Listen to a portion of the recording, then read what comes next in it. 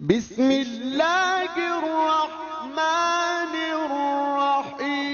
نیچے میں نے ابھی ایک بنا رہا تھا، اپنے لیے ایک فائل بنا رہا تھا کہ جس میں آج سے 200 سال کے اندر، پیچھے 200 سال کے اندر جو بڑے بڑے عرفاء آئے ان کی موومنٹس کو میں گراف میں لانے کی کوشش کر رہا تھا کہ کون سا کس شہر سے نکلا تھا، کس شہر میں گیا تھا، کس کس استاد کی سرپرستی میں اس نے علم عرفان حاصل کیا تھا۔ جس ٹائم پر مملکت شاہ کے زیر اثر بدترین فحشاؤں کو گزار رہی تھی، اس وقت یہ عرفاء ایک دوسرے کو تربیت دے رہے تھے۔ اچھا کوئی جانتا تھا اس وقت ایران کو دیکھنے والا کہ یہاں اتنے عرفاء تربیت پا رہے ہیں؟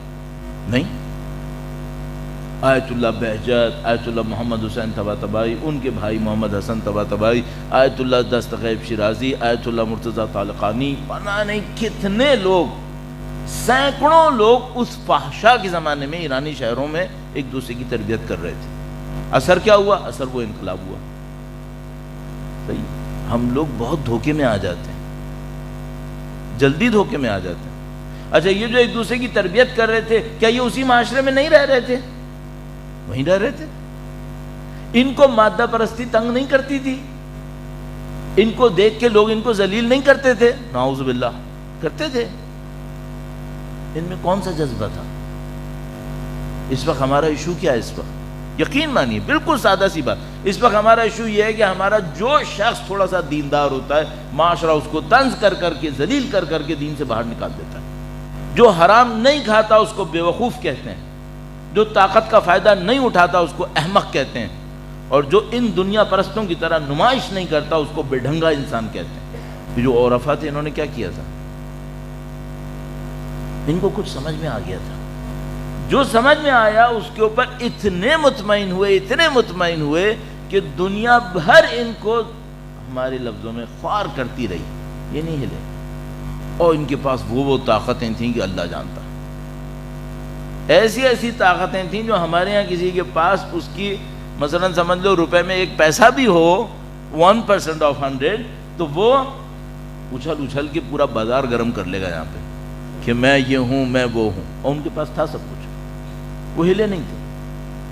اس کو کہتے ہیں ڈیولپمنٹ۔ آپ اس پہ کام کریں، یہ جو کام ہونا ہے یہ ہے اسلام کا تبدیلی کا طریقہ کار۔ وہ فیز آف لائف کو، جو مینٹالٹی کا سارا پیٹرن ہے، اپروچ ہے، اسے چینج کرتا ہے۔ جب وہ اپروچ چینج ہو جاتی ہے پھر ہر کام آسان۔ اب میں ایک مثال عرض کرتا ہوں عرفاء کی تربیت میں سے، درود بھیجے گا محمد وآل محمد پر، صلی علی محمد آل محمد وعجل فرجہ۔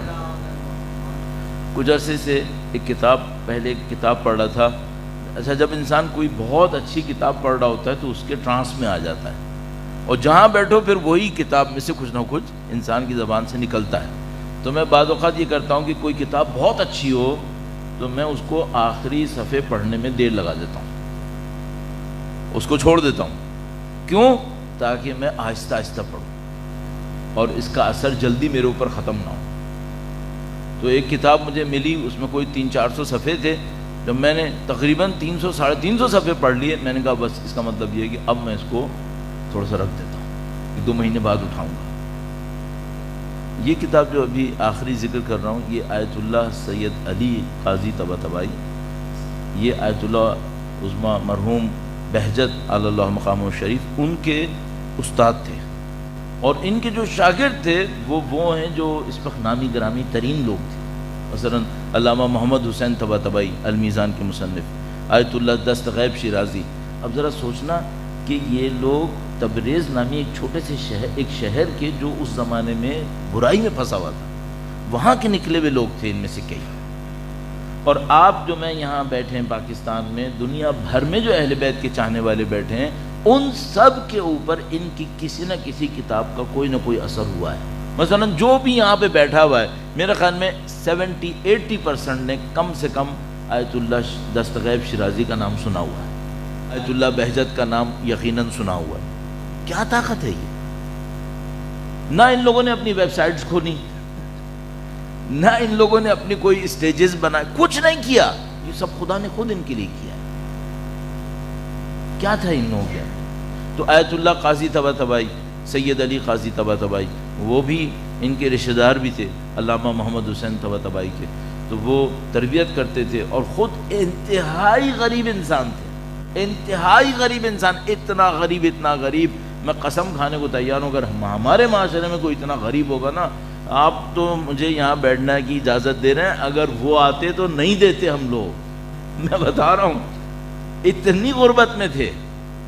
یعنی ایسا بھی ہوا تھا کہ کرائے کے جس گھر میں رہتے تھے اس میں مالک مکان نے نکال کر روڈ پہ بٹھا دیا تھا ان کے بیوی بچوں کو کہ جاؤ یہاں سے، اور وہ شاگرد ان کے ساتھ آتا ہے، وہ کہتا ہے کہ استاد یہ کیا ہوا؟ کہا میں نے کرایہ نہیں دیا، اس نے باہر نکال دیا۔ تو کہا وہ تو صحیح ہے لیکن یہ ہوا کیوں؟ یعنی وہ کہہ رہا ہے کہ بھائی زمین آسمان کی طاقت تمہارے ہاتھ میں آئی ہوئی ہے، تم ادھر سے اشارے کرتے ہو تو یہ ہو جاتا ہے وہ ہو جاتا ہے، یہ کرائے کے مسئلے میں کیوں پھنسے ہوئے ہو؟ تو انہوں نے کہا کہ شاید خدا یہ سمجھ رہا ہے کہ میں اتنا اچھا ہو گیا ہوں کہ میرے اوپر اس مصیبت کا اثر نہیں پڑے گا۔ کہہ رہے ہیں خدا یہ سمجھ رہا ہے کہ میں اتنا اچھا ہو گیا ہوں کہ میرے اوپر اس مصیبت کا اثر نہیں پڑے گا۔ کیا لوگ تھے یہ؟ طاقت کا کیا عالم تھا؟ تربیت کیسے کرتے تھے؟ ایک شاگرد ان کا بنا، وہ خود بہت بڑا کوئی کیا بولوں کرامات دکھانے کا ماہر انسان تھا۔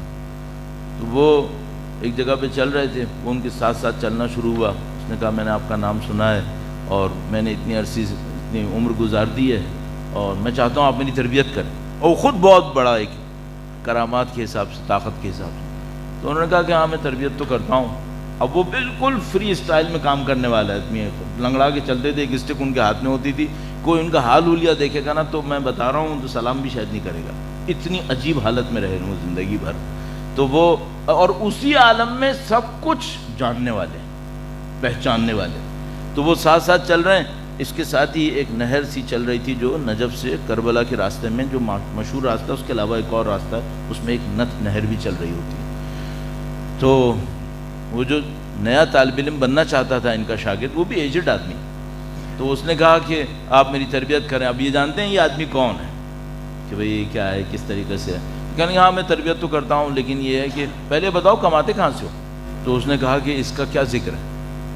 تو کہا نہیں، میری تربیت میں جو بھی رہتا ہے جب تک وہ حلال نہیں کماتا اور اپنی محنت سے نہیں کماتا میں اس کو اپنا شاگرد نہیں بناتا۔ اچھا یہ اپنے ہر شاگرد سے یہ کہتے تھے کیا؟ نہیں۔ اس سے کیوں کہہ رہے تھے؟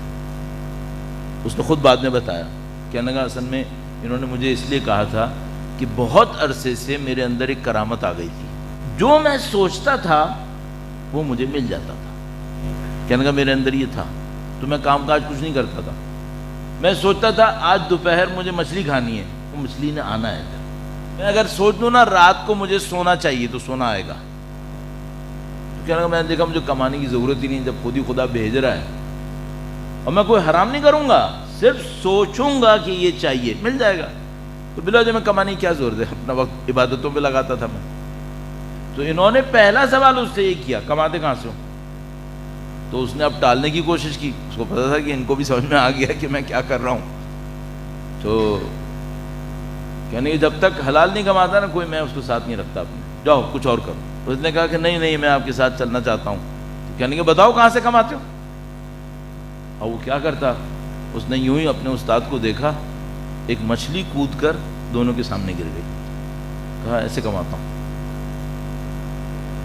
جو چاہتا ہوں ہوتا ہے۔ دیکھیں ابھی میں نے چاہا مچھلی آئے، مچھلی کود کے آ گئی سامنے۔ انہوں نے مچھلی ہاتھ میں اٹھائی، پانی میں ڈالا، کہ اگر ہمارے ساتھ چلنا ہے تو نہیں ہوگا۔ کہنے لگا میں سارے راستے کوشش کرتا رہا دوبارہ مچھلی آ جائے، نہیں آئی۔ اور پھر کہنے لگے آخر راستے کے نزدیک آ کر انہوں نے مجھ سے کہا بھائی ساتھ چلنا ہے نہیں چلنا ہے؟ نہیں، ٹرائی کر لی نا، نہیں آ رہی مچھلی، اب بتاؤ یہ قربانی دے کے ساتھ چلو گے یا نہیں چلو گے؟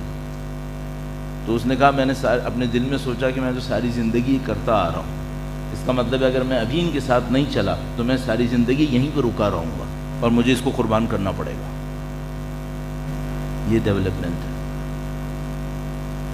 یہ رائٹ ڈیسیشن تھا کہ اگر میں ان کے پیچھے نہیں چلا تو میں جادو میں مبتلا رہوں گا، یہ جادو مجھے ملا رہے گا لیکن میں انسان نہیں بنوں گا جو مجھے بننا چاہیے تھا. صحیح ہے. کاش ہمیں یہ سمجھ میں آئے. جو ہمارا اصلی ٹاپک ہے نا وہ یہ ہے کہ ہمیں کب یہ سمجھ میں آئے کہ اس کے پیچھے بھی کچھ ہو رہا ہے. ہمارے ساتھ مشکل اصلی یہاں پہ چل رہی ہے. درود بھیجیں محمد و آل محمد پر. صلی علی محمد آل محمد.